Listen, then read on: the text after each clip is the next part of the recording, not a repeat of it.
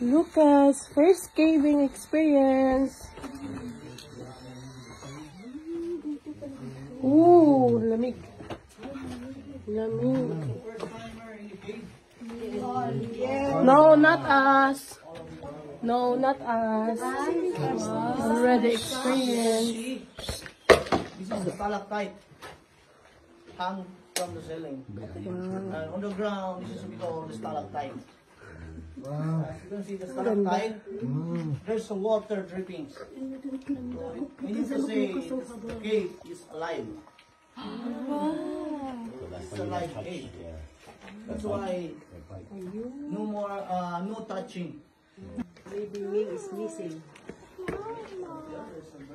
How are you, Lucas? Wow, so beautiful. Do you familiar the bird's nest island? What is it now?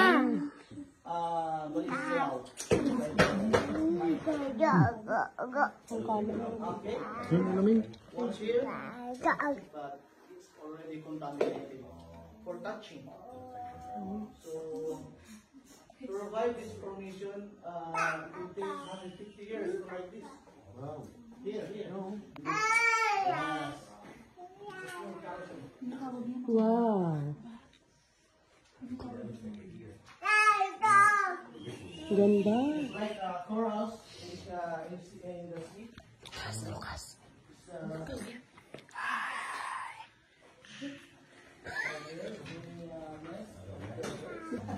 It's okay if you talk in. To take pictures. Like this. Or rock and roll.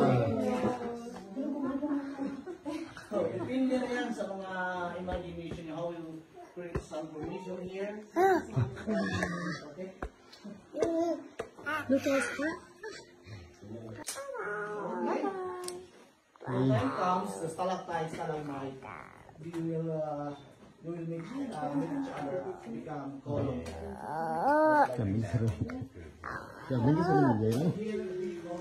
Wala akong silipang like na siya. wow.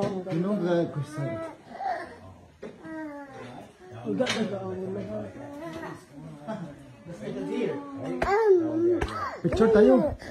Let's go take a picture. After the tour, now we will have a picture. Okay. Okay. Lilibutin mo na. Tour muna, tour. Ganda. Ganda. Thank you. God's creation. Makita ako ni Mother Mary. Makita? Yes, first. Ano? It's like a statue of Mother Mary. Wow. Oh, yeah. Lucas. They're half round. Lucas. Parang hindi ko kaya kamera dito. Nakikitira ka ba dito?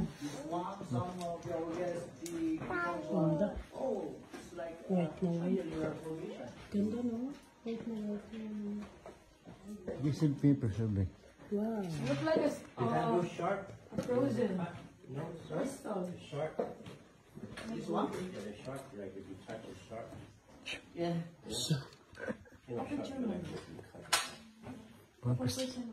Wow, ganda. Ganda ng ano, dito.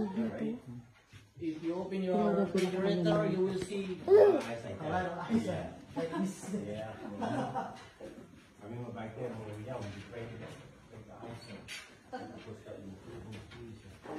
Right there is also a formation is like an angel.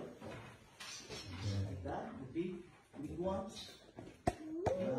But only their size you own. Ganda. Yan, that's all white there. Dilim naman yun. Way forward. Ang dapat din.